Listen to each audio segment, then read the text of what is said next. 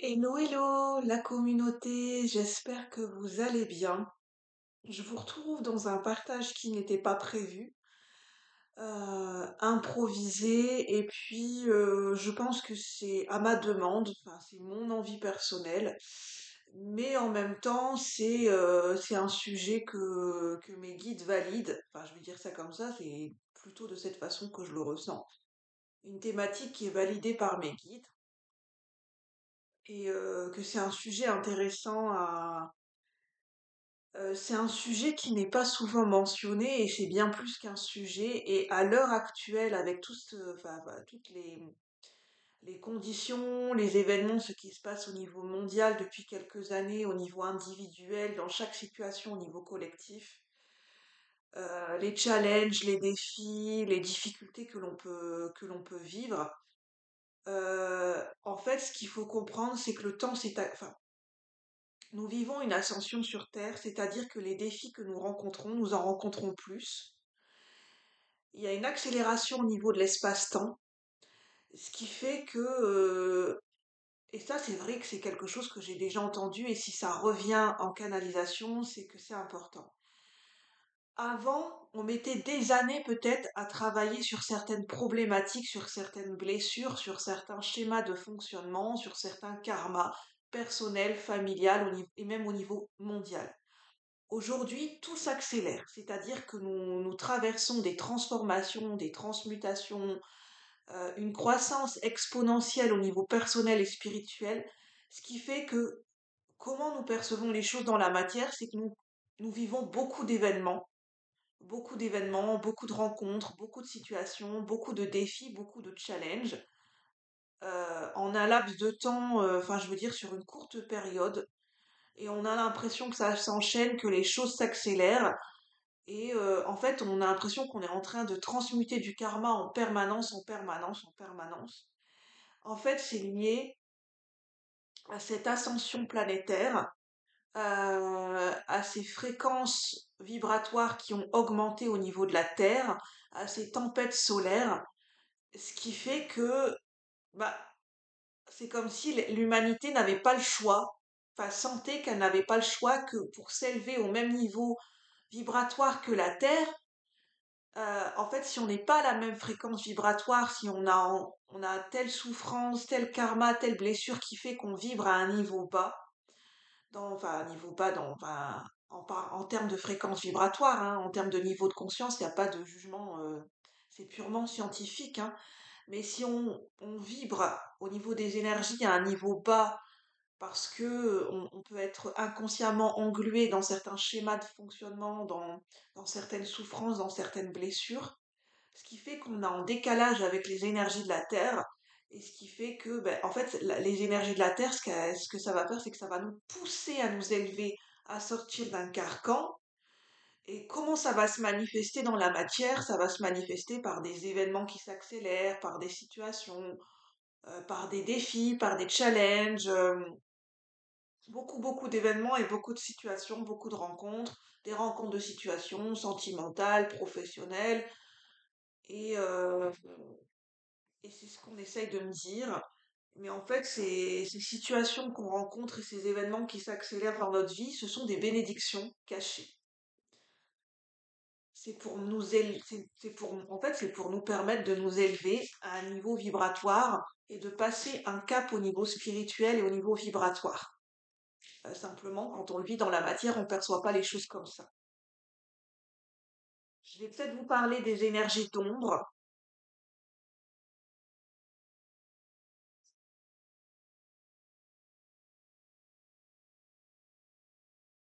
Et en fait, pour réussir à se stabiliser et à aborder ces situations avec calme, avec une autre vision des choses, avec une vision des choses peut-être beaucoup plus spirituelle, avec plus de discernement, avec, euh, avec comment dire, depuis notre moi supérieur, depuis la sagesse qui est en nous, eh bien, en fait, ça demande un bon ancrage au niveau matériel, au niveau de la terre, ça demande d'être bien ancré en nous, d'être bien stabilisé et ça demande d'alchimiser et d'équilibrer nos polarités en nous en permanence. C'est-à-dire les énergies d'ombre et de lumière qui sont en nous. Ça demande un équilibre en permanence pour ne pas que l'un prenne le pas sur l'autre.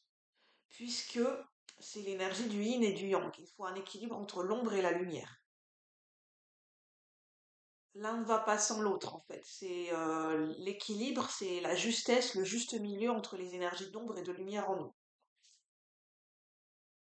Alors, je vais prendre un message au niveau astral, au niveau de la sagesse astrale. Qu'est-ce qu'on veut nous dire ici et maintenant, au niveau collectif et général?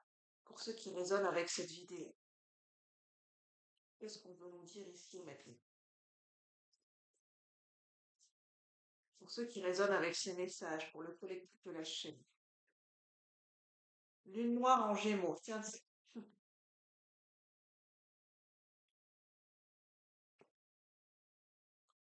j'ai l'impression que c'est comme si on est en campagne de pub au niveau collectif et général, et chacun fait sa pub.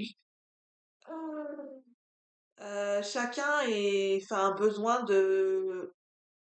peut-être chacun a besoin d'être son propre porte-parole, de porter haut et fort ses couleurs, ses vibrations, ses opinions.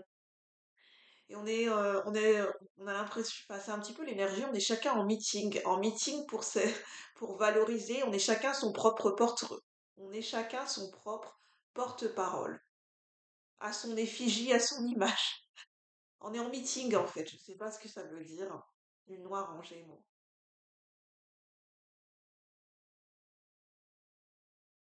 Bah, en fait, c'est l'énergie, la lune noire en Gémeaux.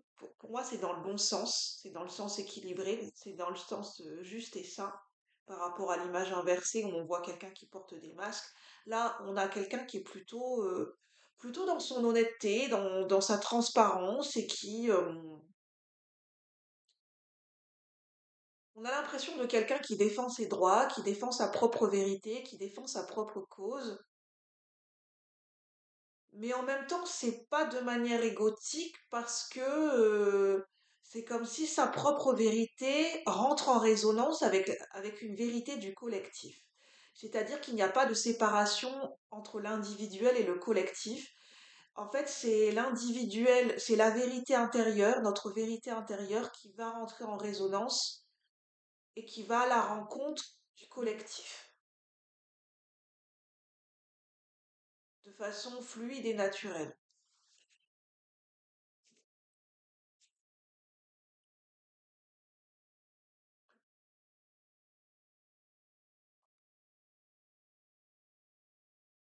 Je vais quand même aller lire La Lune Noire en Gémeaux. Je vous le montre.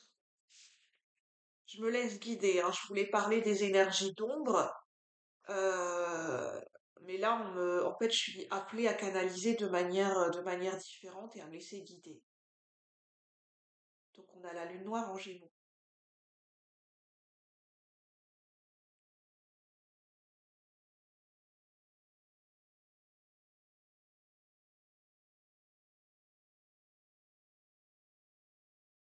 La voix de l'astrologue vous guide vers votre lune noire en Gémeaux. C'est l'archétype de l'orateur. Donc, on a l'énergie de l'orateur. La lune noire, c'est ce qui nous permet, ce qui nous permet, donc la lune noire, c'est rattaché à Lilith, l'énergie de Lilith, c'est ce qui nous permet de surmonter nos obstacles, nos défis et nos blessures, en fait. La lune noire, c'est de transformer nos blessures en force. Votre incarnation dans cette vie a contacté une mémoire de souffrance liée à l'avidité de connaissances et à la parole superficielle, parfois mensongère. Oui, c'est pour ça que je parlais d'authenticité, de transparence et de revenir à une communication, à une parole qui est beaucoup plus profonde, beaucoup plus authentique.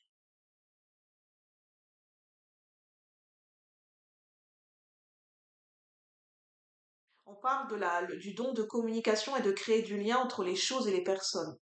Que le but de la communication, c'est d'ouvrir des ponts, des passerelles pour créer du lien.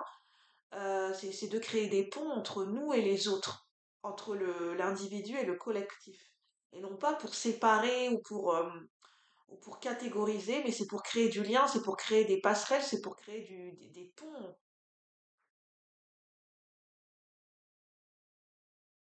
En fait, l'équilibre, c'est de trouver, c'est un équilibre entre l'avidité de connaissances et l'expression d'une parole profonde et juste.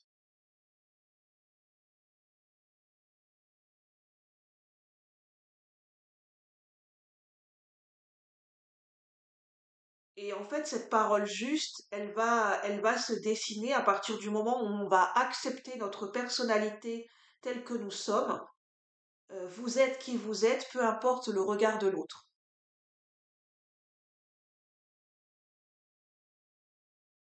Le regard de l'autre.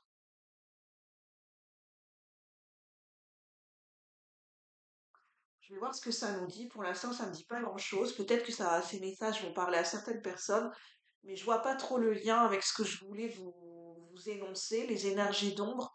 Je voulais vous parler plutôt d'énergie d'ombre, mais je vois pas trop le lien.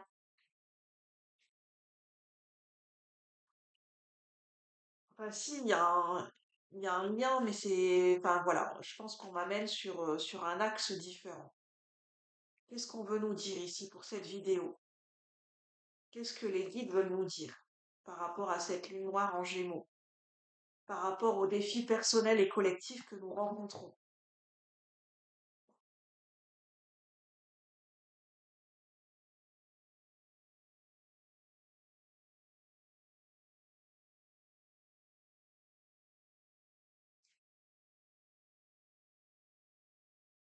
Qu'est-ce que les guides veulent nous dire au niveau collectif et général pour ceux qui résonnent avec cette vidéo?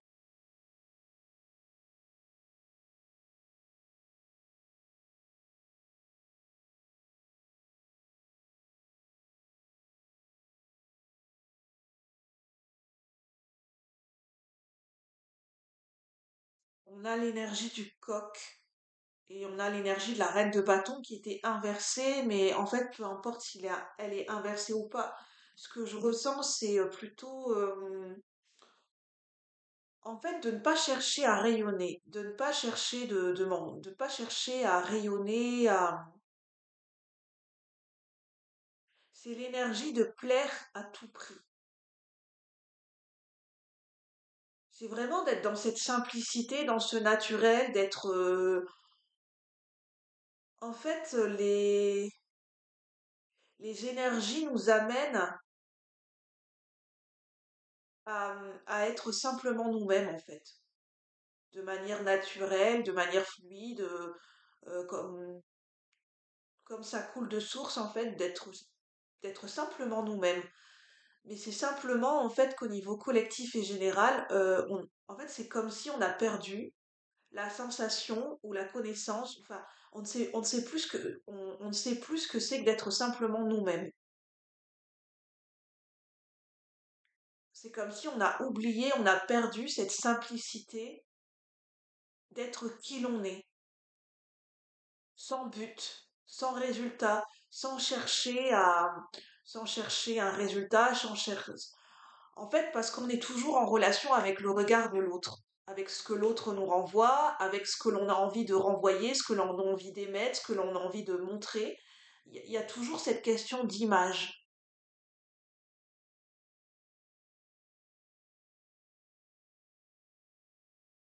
Et elle est là la difficulté en fait. C'est parce que comme on vit en société, comme on est beaucoup dans une société qui véhicule, qui met en avant beaucoup le côté, les apparences, l'image, qu'est-ce que l'on renvoie de soi, que c'est important l'image de ce que l'on va renvoyer, de ce que l'on va montrer, de ce que l'on va émettre, qu'est-ce que l'on montre, qu'est-ce que les gens vont penser de nous, au niveau d'une place dans la société, qu'est-ce que l'on a envie de renvoyer, on a envie d'être bien vu, qu'on a envie d'être montré sous un certain angle, qu'on a plutôt envie de montrer les plus beaux côtés, les plus belles, les plus beaux côtés, les plus beaux aspects de notre personnalité. Et qu'est-ce que ça va faire? Ça va faire en fait, je comprends le lien en fait par rapport au sujet que je voulais évoquer, les énergies d'ombre. Pourquoi les énergies d'ombre? On a l'impression par exemple, on a l'impression qu'au niveau collectif, il y a beaucoup plus d'énergie d'ombre qui remonte à la surface aujourd'hui et qu'il y a des situations sombres qui sont remises sur le devant de la scène au niveau sociétal et au niveau collectif et mondial. Pourquoi? Parce qu'en fait, inconsciemment, on avait un désir de cacher certaines choses en nous. Au niveau individuel, c'est parce que on ne veut montrer que notre côté lumineux. Et donc, nos facettes les plus sombres, les plus cachées, on avait peur de les montrer ou c'était tabou. Parce que ça fait, en fait, en gros, ça fait tâche dans la société. Dans la société, il ne faut montrer que le côté lumineux, que le côté attrayant. Et en gros, la société, inconsciemment, elle nous pousse à cacher nos défauts et à nous montrer une image de nous qui n'est que purement lumineuse, que purement lisse. Et qu'est-ce que ça a fait? Ça a fait qu'on a en fait, individuellement et collectivement, de manière inconsciente, en fait, on a renié notre côté sombre en nous, ce qu'on considère être notre côté sombre, ce qui fait qu'on n'a pas travaillé dessus, et ce qui fait qu'il y a un déséquilibre entre le côté ombre et lumière, et c'est pour ça que l'ombre remonte à la surface pour dire, bah, il serait peut-être temps que tu regardes l'ombre qui se cache en toi, ce que tu considères être comme de l'ombre, comme des énergies taboues, que tu les prends en considération, que tu les regardes pour les alchimiser avec ton côté lumière. Parce que tu ne peux pas être que purement lumière. Tu ne peux pas montrer, tu ne peux pas montrer tout le temps que ton côté lumineux. Parce que tu n'es pas une image. Tu n'es pas qu'une apparence. Tu es un être humain.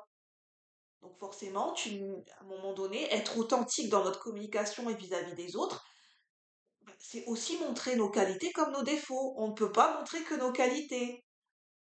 À un moment donné, nos défauts vont apparaître, ou ce qu'on considère être comme nos défauts. On n'est pas une image. Il n'y a pas un arrêt sur image où on décide de montrer ce que l'on veut montrer. Non, quand on est authentique, on montre, enfin c'est même pas on montre, c'est on est soi-même, on ne contrôle rien et en fait on laisse apparaître toutes les facettes et toutes les nuances et toutes les couleurs de notre personnalité, sans chercher à contrôler ce que les gens vont penser de nous. Et c'est ça, en fait, ce qui est en train d'alchimiser, de se transmuter au niveau collectif et général. C'est d'arrêter de vouloir rayonner et de vouloir plaire à tout prix et à n'importe quel prix. Parce qu'en faisant ça, on n'est pas vrai avec soi-même, on ne montre pas qui on est vraiment. On n'est pas dans cette transparence et d'être dans cette authenticité. On n'est pas véritablement nous-mêmes, puisqu'on cherche à montrer une image de nous-mêmes. Une image et une projection, mais nous sommes plus qu'une image et qu'une projection. Ce n'est simplement qu'une image, une apparence. Alors il n'y a pas de jugement de valeur là-dessus, mais est-ce qu'on a envie de montrer une image et une apparence de nous-mêmes, ou est-ce qu'on a envie de montrer l'être profond que nous sommes, parce qu'en fait, nous sommes un être profondément, enfin comment dire, un être humain, il est profond par nature. Est-ce qu'on a envie de montrer simplement une image, une façade de nous-mêmes, ou on a envie de montrer toutes les couleurs de notre personnalité? Ça, c'est une question à se poser et en fait, c'est un choix qui est libre. C'est chacun son libre arbitre. Il n'y a pas de bon ou de mauvais choix, c'est chacun, c'est simplement un questionnement qui est posé.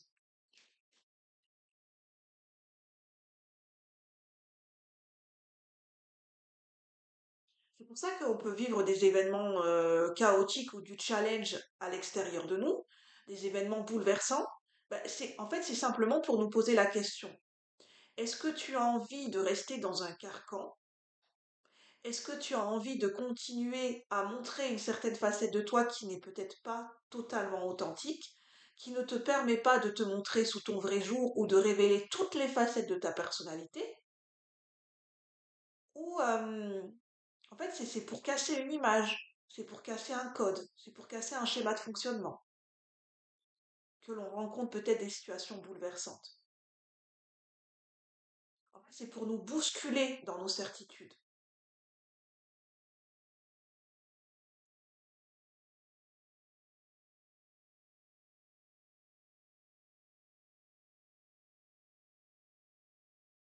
En fait, les énergies d'ombre, elles viennent nous chahuter, nous bousculer, nous bouleverser. Oui, c'est un état de fait, mais en fait, ça a sa raison d'être. Les énergies d'ombre, autant que les énergies de lumière, ont leur raison d'être. mais c'est un équilibre à trouver entre l'ombre et la lumière en nous déjà. C'est un équilibre naturel, une fluidité, une cohabitation entre l'ombre et la lumière qui se trouve en nous, entre les différentes facettes de notre être. Et ça, c'est un travail de transmutation, d'équilibre qui se fait en permanence et qui se fait sur une longue durée et j'ai envie de dire toute notre vie. C'est pas quelque chose qui se fait, c'est pas quelque chose qui se calcule, qui se mentalise, c'est quelque chose qui s'expérimente naturellement à l'intérieur de nous-mêmes. Et ça demande de lâcher le calcul, la mentalisation et ça demande de lâcher petit à petit et progressivement nos résistances.